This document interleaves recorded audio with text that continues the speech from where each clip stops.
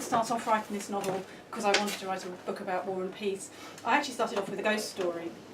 And the reason I started off with a ghost story was that I was living in 2004 in a place called the Irene Centre in Clopton, which was owned by the Fellowship of Reconciliation. And a bit like Rachel, I feel a lot of kinship with you, Rachel, because Chris's work has taken him around about the country. So at that stage in our life, we had moved about 4 times, I think, in the space of about 5 years. And having thought we were going to settle in Southend, suddenly we were uprooted to the middle of nowhere.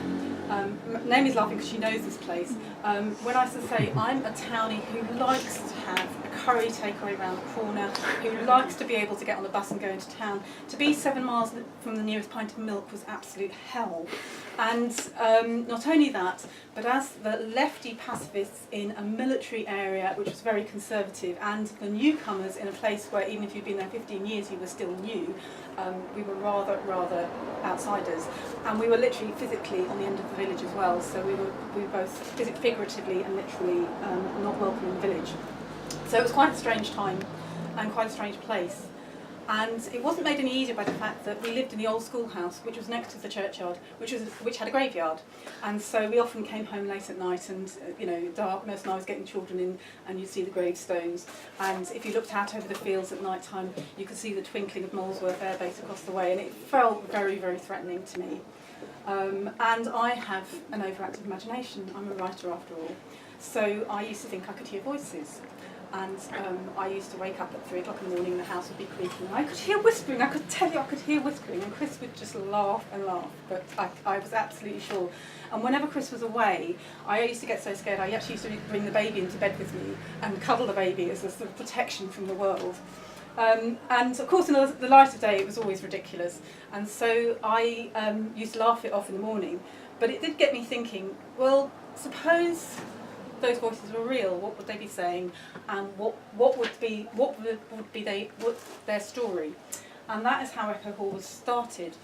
And I very quickly worked out who the voices were, and I very quickly worked out the central mystery that drives the novel.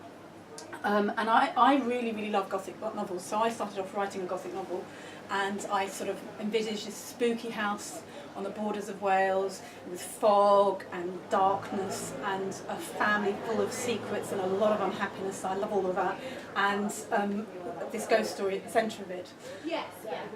But when you're sort of thinking about a ghost story, you actually have to have a past. So my central character Ruth, who was hearing these voices, I sort of thought, well, she needs to be in about 1991 because she needs to be pre-internet, because otherwise a lot of things that I'm putting in the way to block her from finding out the truth of this will be easily found with a click of Google. So she needs to live in a world where the internet doesn't exist. So 1990 seemed about right. But actually, if it's a ghost story, she needs to have a previous generation who could be haunting her. So the 1940s seemed quite right. And that was at that point that I suddenly thought, that's interesting. 1991, we had the Gulf War. 1940s, we were in World War II. I remember how the Gulf War started and how we were told Saddam Hussein is the new Hitler, this is about the Allies. There was a whole lot of parallels, historical parallels between those two wars, and I began to think, that's kind of interesting. The children were very small and I had no writing time, so I just spent a lot of time thinking about this novel. And as I thought about it, I was beginning to think, well, what on earth is going on with Elsie in the 1940s that her in-laws, Jacob and Leah, are so unpleasant to her, and they seem to be very angry with other people in the family. What's gone on in their lives? What's happened? And I suddenly realised, actually, I needed to go back a generation. And so my World War I character, Rachel, appeared. And it's the story of her and her sister Leah that actually fuels the conflict in the family. And of course that's another war. And as I was putting this story together, I realised actually we were talking about 3 wars that were all connected, just as the family conflict is connected, and just as each generation wasn't able to solve their problem, we have continued with wars that started in 1914. I decided that my novel would be talking about that as well as talking about a story. I hope it's not a preachy novel. I am a pacifist, and I work, my husband's a full-time peacemaker, and we work for peace in every aspect of our lives. But I also am the daughter of somebody who was in World War II on D-Day. As I say, my uncle was in the RAF. I have my grandfather was a prisoner in World War One, so I understand those wars too from the point of view of families and what it did to families. And what I'm asking in this book really is conflict inevitable? Can we find another way? And I'm hoping that it's an interesting story and a gripping narrative that will help people think about those things and think about make your own answers up for yourselves, because I don't think any book should tell you what to think. So what I'm going to do is I'm going to just read a little bit from it. It's from the introduction when Ruth, who is my 1990s character, arrives at Ecker Hall. Ecker Hall is owned by the Flint family, and they also own a quarry in Wales, and they're quite a hard-nosed family. They're called Flint for a reason, because that's what the Gothic novels like to do, and they are not the nicest of people. And it's not the most comfortable of places, and like me, Ruth is a townie who's lived in London all her life, and suddenly she's plunged into this big old house in the middle of nowhere, and she's not very comfortable within minutes of being there, and she's gone to sleep, and she wakes up in the middle of the night, and this is what happens next. And it's slightly informed, as I say, by my own nervousness about being in the country in the middle of the night. It was pitch black when I woke again. I waited for my eyes to get used to the darkness, but the room remained absolutely black. It was so dark it felt physical, as if the night itself was pressing down on my chest, crushing the life out of me. I could barely breathe. I didn't want to disturb Adam, but I couldn't sleep like this. I had to let some light in. I climbed out of bed. The air was icy. I felt my way along the side of the mattress and the furniture till I reached the window. Grey light entered the room as I drew the curtains, and I began to breathe more freely. The fog had lifted, and though the night was cloudy, shafts of moonlight lit up the driveway.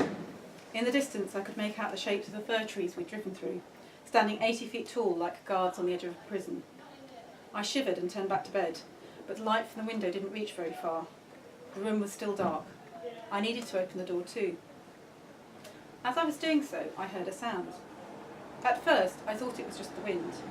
Then I heard it again, a voice speaking in the hall. There was a pause, and another voice replied. I wondered whether Adam's grandfather had got up and was talking to Mrs. Davis. It was none of my business, but something drew me to them. I crept to the top of the stairs. The first voice was a man's, clear and cold. She is dead then, a mumbled assent. And the child? Yes. The voice sighed. So be it. It is God's will. Hesitantly, I moved down the stair.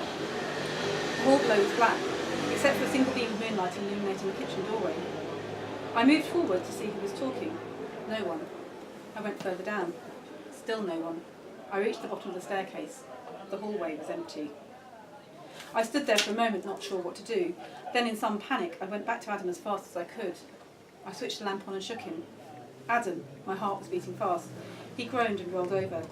It took me several shakes before I was able to wake him. What's the matter, he asked, peering at me with alarm. Is it the baby? No, it's nothing like that. What then? As I explained, I realised how ridiculous it sounded. You dreamt it, said Adam. It was real, I said. I mean, I don't believe in ghosts, but it was real. You're pregnant, you're in an unfamiliar place. It was a bad dream, that's all. It was real. I'm sure it felt real, but it wasn't. He yawned. Things are always weird in the middle of the night. Come here. He turned off the lamp and pulled me towards him, but gradually, as my shivers reduced, he relaxed, his body slackening into sleep. Soon he was snoring, leaving me alone with my thoughts. It was just a dream, I kept telling myself. It was natural enough to be anxious about birth at this stage of my pregnancy. It was just a dream. But the disturbing voice stayed in my head, repeating the words over and over again. I lay awake for a very long time.